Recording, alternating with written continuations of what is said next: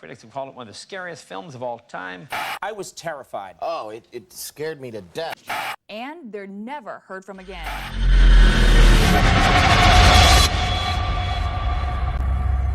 خب سلام، من یبان سیاه هستم و به ویدیوی کوفتی من خوش اومدین. من دیر به دیر ویدیو میزنم چون الان یه چند روزیه که درگیرم و نمیتونم ویدیو ضبط کنم. حالا بریم سراغ قضیه. خب امروز اومدم با داستان معروف اما قدیمی که میخوام با هم بررسیش کنیم. پروژه جادوگر بلر. تمام این داستانا در جنگل‌های سیاه هلیز در اطراف میلند رخ داد. شهر بلر که مسئله اصلی این داستان هست در شمال مرکزی ایالت مریلند هست. در این جنگل هلیز یه تپه سیاه وجود داشت و در قرن 17 میلادی که نزدیک سال 1700 هست مردم میترسیدن تا به این جنگل برن و اگر میخواستی به این تپه بری با دیگه از زندگی خودت سیر بودی و تقریبا مرده فرض میشدی. نزدیک به 150 سال بعدش، یعنی نزدیک سال 1850، زنی در شهر بلر به جادوگری متهم میشه. این زن چند تا بچه قد و نیم قد داشت و مردم شهر بلر بچه های زن ازش میگیرن و طبق حکم قضایی او محکوم میشه به جنگل های سیاه هلیز و مجبور میشه تا آخر عمرش به این جنگل ها بره و دیگه هیچ وقت بر نگرده. در اون زمان این جنگل هلیز پر از سیاهی و سرما بود و وقتی این جادوگر به سیاهی و سرمای این جنگل رسید، این جادوگر در ثانیه‌های پایانی مرگش تمام مردم شهر بلر و کسایی که اون از بچه‌هاش جدا کردن رو نفرین میکنه. نفرینی که هیچ وقت از بین نمیره و به شکل وحشتناکی این مردمای شهر رو تنبیه میکنه.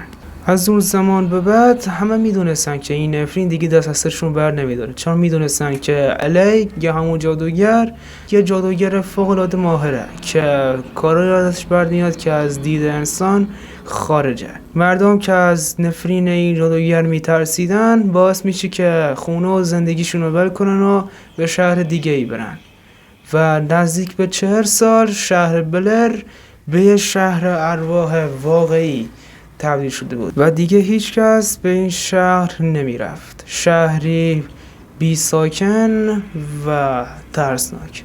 بعد از گذشت چند سال مردم خیال کردن که دیگه نفرین از این شهر رفته و میتونن با خیال راحت برگردن به خونه زندگیشون. وقتی مردم به این شهر بلر برمیگردن اتفاقات تازه شروع میشن. در همون زمان دختری به نام آیلین تراسل درست جلو چشم 12 شاهد ربوده میشه. طبق اظهارات شاهدان میگن که یه دست سفید و لاغر مثل دست ارواح این دختر رو به داخل آب میکشه و حتی نمیتونن جنازه این دختر رو پیدا کنن و این دختر برای همیشه گم میشه. بعد از این حادثه این نفرین دوباره از ذهن مردم پررنگ میشه و همه از این نفرین میترسن. بعد از آیلین در سال 1886 دختری دیگه ای ربوده میشه. دختری 4 ساله به نام رابین ویور. خانواده این دختر برای پیدا کردن این دختر به جنگل میرن و این دختر رو در حالی که خیلی ترسیده بوده و زخمی بوده پیدا میکنن. وقتی از این دختر میپرسن که چرا گم شده، اون اینجور میگه که توی جنگل در حال راه رفتن بوده که زنی از پشت دست اونو میگیره. اون زن سر شکل عجیبی داشت. اون منو توی خونه جنگلیش حبس کرد و بدون هیچ حرفی اونجا رو ترک کرد. من که خیلی ترسیده بودم تصمیم میگیرم که تا چند لحظه منتظرش مونه و وقتی دیدن هوا تاریک شده و اون نیومد فرار کردم. بعد از گفته‌های رابین تیم جستجویی به جنگل میرن تا بفهمن که اون زن کیه، اما تنها چیزی که نصیبشون میشه جسد آیلینا، همون دختری که چند سال پیش گم شده بود.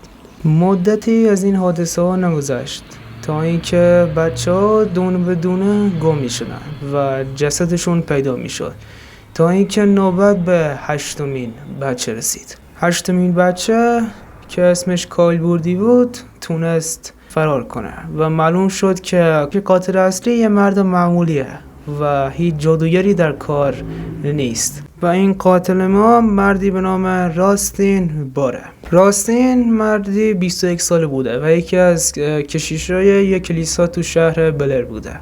توی این پرونده 7 قربانی بوده و تمام قربانی ها بچه بودن. راستین این بچه ها رو توی شهر میدوزیده و اونا رو توی خونه ای توی جنگل میبرده. راستین 2 به 2 اونا رو میکشته. 2 نفر رو به زیرزمین اون خونه میبرده، یکیشون رو مجبور میکرد تا سرش رو به دیوار باشه جوری که هیچی نبینه و اون یکی رو در همون زیرزمین شکنجه میکرده تا جایی که بمیره و اونو تیکه تیکه میکرده و دوباره برمیگرده سر اون یکی که سرش رو به دیوار بوده و اونو به همین شکل میکشه.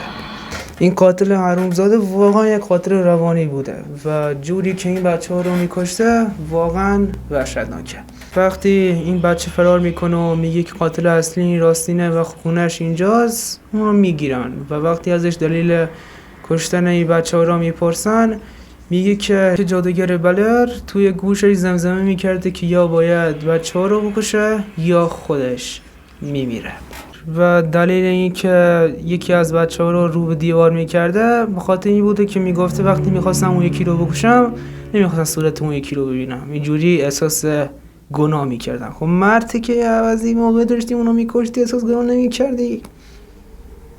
خب نمیدونم. راستینو به دار میبندن و میکشنش و اون 7 بچه رو خاک میکنن و هنوز که هنوزه میگن که جادوگر بلر واقعیت داره و هنوز توی همون شهر زندگی میکنه.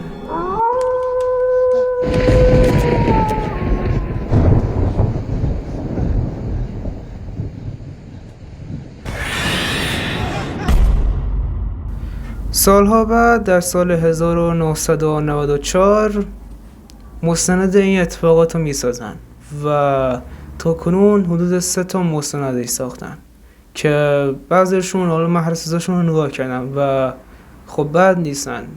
حالا اگه به فیلم های ترسناک علاقه دارین و جوری که مثل یه مستندساز فیلم میگیرن، یعنی یه دوربین دستشون رو دارن فیلم میگیرن و کنن مثل فیلم سینمایی نیست، اما اگه خواستی میتونین مستندشون رو نگاه کنین. خب